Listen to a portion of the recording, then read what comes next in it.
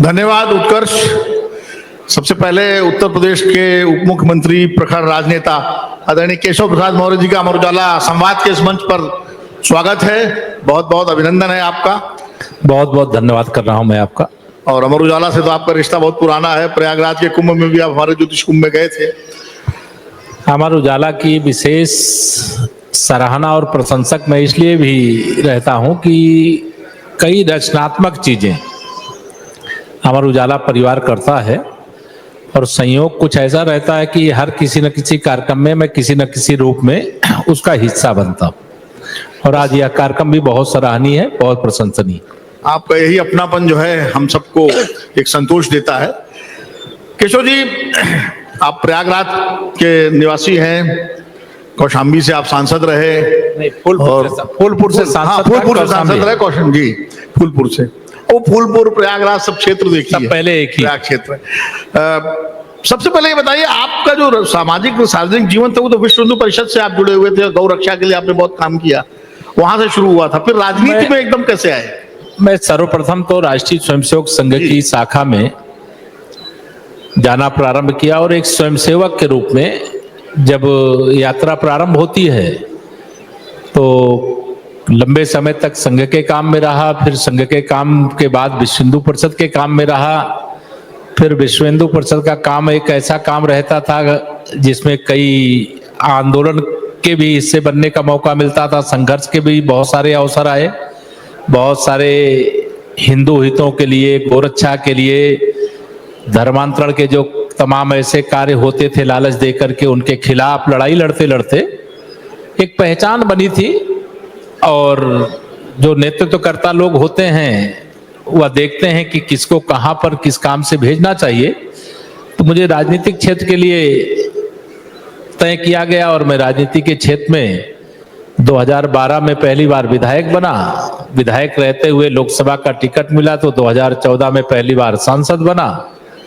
और सांसद जब था उसी समय मुझे 2016 में उत्तर प्रदेश बीजेपी का अध्यक्ष बनाए, सरकार बनी, फिर उप मुख्यमंत्री के रूप में लगातार सेवा कर रहा हूं। वही मैं उसी सवाल पे आ रहा था कि जब आप उत्तर प्रदेश भाजपा के अध्यक्ष बने, बड़े नाम चल रहे थे, कौन बनेगा कौन, तमाम पुराने दिग्गजों के नाम चल रहे थे जो 3-3, 4-4 टर्म के सांसद या विधायक थे। और अचानक जब आपका नाम आया तो सब चौंके, यहां तक मैं भी चौंका था। जबकि मैं भी चौंका था, आप ही नहीं चौंके, मैं भी चौंका था। मैंने भी ऐसा अनुमान नहीं लगाया था कि मुझे उत्तर प्रदेश जैसे देश के सबसे बड़े प्रदेश का हमारा नेतृत्व तो अध्यक्ष के रूप में मुझे जिम्मेदारी देगा। और वह जिम्मेदारी दिया, लेकिन जो जिम्मेदारी मिली तो मैं अपने जितनी मेरी क्षमता थी मैंने अपनी क्षमता के अनुसार प्रयास किया। और जनता जनार्दन की कृपा हुई, 325 सीटों के साथ भारतीय जनता पार्टी का 14 वर्ष का यूपी में वनवास समाप्त हुआ था और समाजवादी पार्टी के कुशासन से मुक्ति मिल गई थी। श्री अखिलेश यादव जी के शासन से मुक्ति मिल गई थी। जब आप अध्यक्ष बने उस वक्त तो भारतीय जनता पार्टी की विधानसभा में मात्र 49 से 50 सीटें थी। बहुत 40 लोग थे जब चुनाव था, उस समय 40 लोग थे। आपके सामने चुनौती बहुत कड़ी थी, लेकिन चूंकि 2014 में भाजपा ने एक आशातीत सफलता प्राप्त की थी लोकसभा चुनाव में, तो उम्मीद भी थी। माननीय प्रधानमंत्री मोदी जी को देश प्रधानमंत्री के रूप में देखना चाहता था। उत्तर प्रदेश ने रिकॉर्ड 73 सांसद दिए थे और 73 सांसदों के साथ हमें माननीय नरेंद्र मोदी जी के नेतृत्व में अकेले भारतीय जनता पार्टी को देश की संसद में बहुमत मिला था। और वह ऐसी मजबूत नींव पड़ी थी, उसी नींव पर कह लीजिए कि हमको एक इमारत खड़ी करने का मौका मिल गया उत्तर प्रदेश के अंदर। और ये तो मोदी जी का ही करिश्मा था जिसके कारण हम 2014 भी जीते, 2017 भी जीते और लगातार विजय यात्रा पर हैं। तो 17 में आपने जब इतनी मेहनत की, सरकार बनी, आपने टिकट बांटे, सब कुछ हुआ, सब तरफ चर्चा थी कि मुख्यमंत्री आप बनेंगे और अचानक योगी जी का नाम आ गया, तो हल्की सी पीड़ा तो हुई होगी मन में? नहीं, पीड़ा नहीं होती। जो कार्यकर्ता होता है उसको पीड़ा नहीं होती है। अगर पार्टी ने कई सीनियर लोगों के रहते हुए मुझे प्रदेश का अध्यक्ष बनाया था तो उस समय आदरणीय योगी जी हमारे कई 5 बार के सांसद थे और उनको मुख्यमंत्री के रूप में अवसर दिया गया। तो मैं तो उनके साथ उप मुख्यमंत्री के रूप में पहले कार्यकाल से ही काम कर रहा हूं। हम लोग साथ साथ काम कर रहे हैं, उसकी कोई पीड़ा नहीं हुई। पार्टी नेतृत्व तो जब जिसको जिस योग्य समझता है, जहां समझता है उसको जिम्मेदारी देता है और जो कार्यकर्ता है वो इसको इस भाव में नहीं लेता, वो इसी भाव में लेता है कि नेतृत्व हमारा परिपक्व है और वह जो निर्णय ले रहा है वो सही निर्णय ले रहा है, और उस ऐसे हर निर्णय का शीश झुका करके केशव प्रसाद जैसा कार्यकर्ता स्वागत करता है। देखिए, केशव का मतलब होता है कृष्ण, और कृष्ण जो है कभी राज सिंहासन पर तो नहीं बैठे, लेकिन वो राजाधिराज माने जाते रहे। आप भी अभी उत्तर प्रदेश के राज सिंहासन पर तो नहीं है, डिप्टी हैं, लेकिन माना जाता है कि जब भी बात होती है योगी जी के विकल्प के रूप में तो हमेशा केशव प्रसाद मौर्य का नाम सबसे पहले आता है। ये चर्चा का विषय, जो विशेष तौर से हमारी पार्टी हो, चाहे हमारे विपक्ष के साथी हो, चाहे आप जैसे हमारे शुभचिंतक मित्र हो, विचार करने की स्वतंत्रता रहती है, बोलने की स्वतंत्रता रहती है, लेकिन पार्टी ने जो जिम्मेदारी मुझे दिया हुआ है आज की तिथि में, मैं उस जिम्मेदारी को ठीक प्रकार से निर्वाह कर सकूं और जो नेतृत्व की अपेक्षा है, जो जनता की अपेक्षा है, उसे पूरा कर सकूं। मैं एक सूत्री, जैसे महाभारत का उदाहरण आता है ना कि अर्जुन की जब परीक्षा हो रही थी कि आप निशाना लगाओ, ये चिड़िया पेड़ के ऊपर टंगी हुई है तो आपको क्या दिखाई दे रहा है, तो उन्होंने कहा मुझे चिड़िया की आंख दिखाई दे रही है। तो मुझे जो उप मुख्यमंत्री के रूप में जिम्मेदारी मिली है, संगठन, चूंकि हम भारतीय जनता पार्टी के कार्यकर्ता हैं तो संगठन का ध्यान रखते हुए संगठन जो काम बताता है वो भी करते हैं, सरकार में जो जिम्मेदारी मिली है उसको निर्वाह करते हुए यही प्रयास है कि जो जिम्मेदारी मिली है उसमें झंडा ऊंचा रहे। लेकिन अभी तक उत्तर प्रदेश के अध्यक्ष का फैसला हुआ, ना केंद्र के अध्यक्ष का फैसला हुआ, भाजपा में इतनी देर क्यों लग रही है? ये हमारी परिवारवादी पार्टी नहीं है कि 5 लोगों की पार्टी है, 5 लोग मिलकर के तय कर दें कि अध्यक्ष रहेगा, राष्ट्रीय अध्यक्ष रहेगा, ये प्रदेश अध्यक्ष रहेगा। प्रक्रिया है, पूरी हो रही है, और मुझे लगता है कि सही समय पर हमारे राष्ट्रीय अध्यक्ष भी मिलेंगे, हमारे प्रदेश अध्यक्ष भी मिलेंगे। लेकिन जब पहले जल्दी फैसले हो जाते थे तो पार्टी परिवारवादी थी क्या? नहीं, पहले जल्दी हो जाते थे या देर में हो जाते थे ऐसा नहीं, एक प्रक्रिया होती है। आज भारतीय जनता पार्टी विश्व की सबसे बड़ी पार्टी है, देश के 70% भूभाग पर भाजपा और एनडीए का शासन है, और हमारी पार्टी आज हिंदुस्तान का कोई ऐसा राज्य नहीं जिस राज्य में नहीं है। राष्ट्रीय अध्यक्ष का चुनाव 50% राज्यों के चुनाव होने के बाद हमारे भारतीय जनता पार्टी के संविधान के अनुसार होते हैं, तो वह प्रक्रिया पूरी हो रही है। मुझे लगता है कि कार्यकर्ताओं का भी और आप सबका भी इंतजार और ये सवाल खत्म होने वाला है। देखिए, आप प्रदेश अध्यक्ष रहे, लंबे समय से आप उप मुख्यमंत्री हैं, आपका नाम भी राष्ट्रीय अध्यक्ष के लिए चलता रहता है अक्सर मीडिया में, आपकी इच्छा नहीं? आपको जो मीडिया में चलता रहता है वो भाजपा में होता नहीं है, जो भाजपा में होता है वो मीडिया में चलता नहीं। चलिए, अब थोड़ा उत्तर प्रदेश पर लौटते हैं, इसकी विकास। अभी कल हमारे मंच पर मुख्यमंत्री जी थे, उन्होंने विस्तार से उत्तर प्रदेश के विकास का, कानून व्यवस्था का जिक्र किया, लेकिन उसके बावजूद पिछले 5 साल लगातार 17 से 22 तक सरकार आपकी रही, बहुत काम किए। 22 के बाद सब कुछ आप लोगों के हिसाब से दावा भी है और हम लोग भी देखते हैं कई चीजें बहुत बेहतर तरीके से हुई हैं। उसके बावजूद लोकसभा चुनाव में उत्तर प्रदेश की स्थिति इतनी खराब बीजेपी की क्यों हो गई कि भारतीय जनता पार्टी 240 में सिमट गई? अगर उत्तर प्रदेश में 70 सीटें आ जाती जो कि लक्ष्य था आपका, तो 270 हो जाती। देखिए, आज आप नोट कर लीजिए, उत्तर प्रदेश में भारतीय जनता पार्टी जब लोकसभा के चुनाव होंगे तो 60 से 80 के बीच में सदस्य जीतेगी, और विधानसभा के चुनाव जब होंगे वो 300 से पार ही रहेगी। 2024 के लोकसभा चुनाव में मैं एक एक्सीडेंट मानता हूं, क्योंकि कांग्रेस ने, समाजवादी पार्टी ने मिलकर के बहुत दुष्प्रचार किया, फर्जी पीडीए की बात किए, संविधान खत्म कर दिया जाएगा, आरक्षण खत्म किया जाएगा, इस प्रकार का बहुत दुष्प्रचार किए।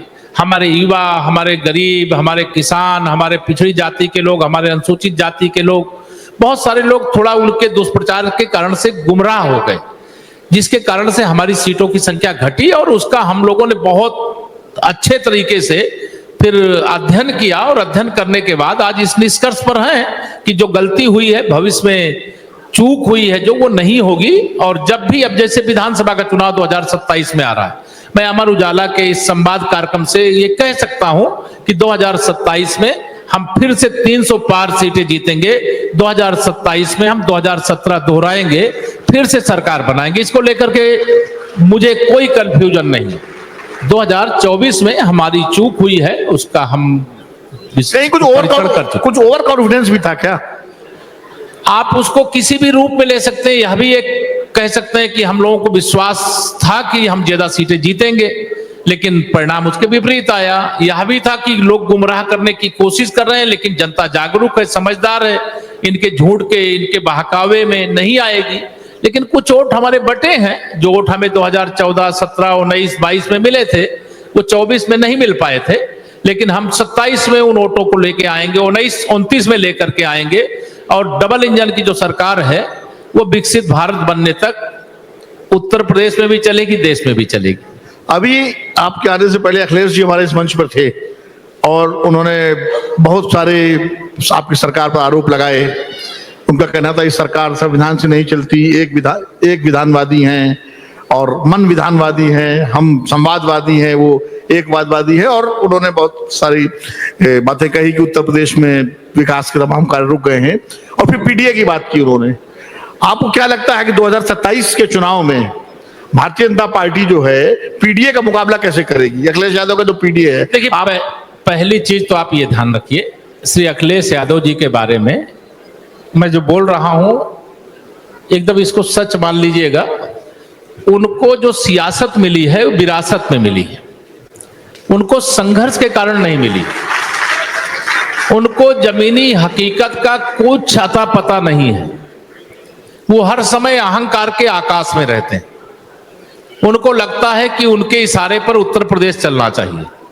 मुख्यमंत्री की कुर्सी से हटे हुए 8 साल से ज्यादा का समय हो गया है, लेकिन उनको अभी भी लगा करता है कि वो मुख्यमंत्री हैं। वो पीडीए की, फर्जी पीडीए की बात करते हैं, पिछड़े दलित अल्पसंख्यक की बात करते हैं। मेरा अमर उजाला के माध्यम से और श्री अखिलेश यादव जी और उनके जो भी पार्टी के नेता हैं, मेरा सवाल है कि श्री अखिलेश यादव जी आप ये बताइए कि 2012 से 2017 में जब आपको सरकार बनाने का मौका मिला, उसमें आपको पीडीए के नाम पर जिनका आप आज नाम ले रहे हैं उनका समर्थन था कि नहीं था? और अगर उनका समर्थन था तो उन पर आपके शासनकाल में अत्याचार क्यों हुए? पिछड़ों की नौकरियां एक जाति को उठा करके क्यों दे दिए? पिछड़ों की जमीनों पर, दलितों की जमीनों पर अवैध रूप से आपके समाजवादी पार्टी के गुंडों ने कैसे कब्जा कर लिया? पूरा उत्तर प्रदेश जो उत्तम प्रदेश बनना चाहता था उसको आपने दंगा प्रदेश बना दिया, गुंडा प्रदेश बना दिया, माफिया प्रदेश बना दिया, अपराधी प्रदेश बना दिया। पूरे उत्तर प्रदेश को अराजकता की आग में झोंक दिया। जनता बहुत समझदार होती है। इनके मुख्यमंत्री रहते हुए 2014 का लोकसभा चुनाव हुआ, ये 73 सीट हार गए, 5 केवल जीते थे, 2 कांग्रेस जीती थी। और उसके बाद 2017 का विधानसभा चुनाव हुआ। ये अपने कार्यकाल का गाना गाते हैं। अगर इन्होंने अपने कार्यकाल में कोई भी अच्छे कर्म किए होते तो 2014 जीतते, अगर उससे सीख लेते तो 2017 जीतते। अगर इन्होंने अच्छे काम किए होते, जनता उस अच्छे काम को समझती, तो ये 2019 जीतते जब सपा बसपा मिलकर के लड़े थे। 2019 भी हारे, फिर 2022 में 400 पार का दावा कर रहे थे, उसमें भी चारों खाने चित हो गए। अब ये 2027 का सत्ताधीश बनने का फर्जी पोस्टर लगवाते हैं कि 2027 के सत्ताधीश बनेंगे।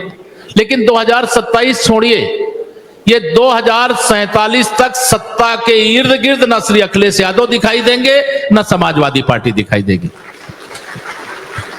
केशव जी, आपका ये आत्मविश्वास, अति आत्मविश्वास या भरोसा, ठीक है, आप पार्टी के बड़े नेता हैं, जमीनी नेता हैं। एक चीज बताइए कि अभी उत्तर प्रदेश सरकार ने हाल में ही इसी वर्ष महाकुंभ का बहुत सफल आयोजन किया। 65 करोड़ के आसपास, जैसा कि सरकार का कहना है, और सही कहना होगा, लोग आए, स्नान किया, सारी व्यवस्थाएं रही, सब कुछ ठीक ठाक रहा, एक दुर्घटना को छोड़ करके जो हादसा हुआ। लेकिन इतनी बड़ी सरकार, इतना सब व्यवस्था, इतने सारे इंतजाम, इतना डिजिटलाइजेशन, लेकिन आज तक सरकार वो सूची क्यों नहीं जारी कर पाई जो 30 लोग मारे, जो जिनकी दुर्घटना में जो मौत हुई, जिनकी हादसे में? वो सूची तो सार्वजनिक हो चुकी है। वो 30 नहीं, अब वो संख्या 32 हो गई है। जो घायल थे उनके बारे में भी ये बताया गया है। कोई चीज सूची न छिपाया जाने की कोई कारण है। जो विशेष तौर से समाजवादी पार्टी के मुखिया श्री अखिलेश यादव जी सवाल उठाते हैं, वो तो पार्लियामेंट में भी कह चुके हैं इस बात को। मैं आपको वही बात दोहरा रहा हूं, श्री अखिलेश यादव जी जो सवाल उठाते हैं वह फ्रस्ट्रेशन में है, तनाव में है। उनको लगता था कि हम 2022 में सत्ता में आएंगे, फिर उनको लगता था कि 2024 में हम कांग्रेस के साथ मिलकर के केंद्र में सरकार बनाएंगे, माननीय मोदी जी को प्रधानमंत्री नहीं बनने देंगे। अब उनको 27 में जो लग रहा था, अब उनको नहीं लग रहा है कि वो सत्ता में आ पाएंगे। सूची भी जारी करते हैं और हम लोग अच्छे काम भी करते हैं। ये दुखद हम लोगों के लिए भी है। कोई तीर्थ यात्री अगर प्रयागराज महाकुंभ अथवा किसी भी तीर्थ स्थल पे आवे, हम लोग यही चाहते हैं कि उसको खरोंच भी नहीं आनी चाहिए। सेवा हमारी प्राथमिकता है, सरकार के नाते भी, समाज के नाते भी। और कुंभ की एक दुखद घटना को छोड़ दे तो कुंभ हमारा सफलतापूर्वक संपन्न हुआ है और उससे हम कई क्षेत्रों में लंबी एक छलांग लगाए हैं। और श्री अखिलेश यादव जी से जब कभी आपके पास शायद आकर चले गए, मुझे ऐसा बताया गया जी 2013 में महाकुंभ हुआ था जी, यह स्वयं मुख्यमंत्री थे। इन्होंने महाकुंभ की जिम्मेदारी मोहम्मद आजम खान जो उस समय नगर विकास मंत्री थे उनको सौंप करके सैफई महोत्सव मनाने चले गए। इनको उसकी चिंता नहीं है। इनसे ये पूछ लीजिए कि उसका जवाब दे दें, उस समय कितनी संख्या आई थी, उसमें क्या व्यवस्था इन्होंने किया था। इन्होंने कुछ नहीं किया। ये हमारे लिए दुखद है कि इतना बढ़िया, इतना सफल, दिव्य, भव्य कुंभ हुआ, उसमें एक घटना दुखद हो गई। उसकी सूची अखिलेश जी को चाहिए तो मैं आपके माध्यम से भिजवा दूंगा। मेरे माध्यम से नहीं, आप सीधे भिजवा दीजिए, उसके लिए मुझे माध्यम बनने की आवश्यकता नहीं है।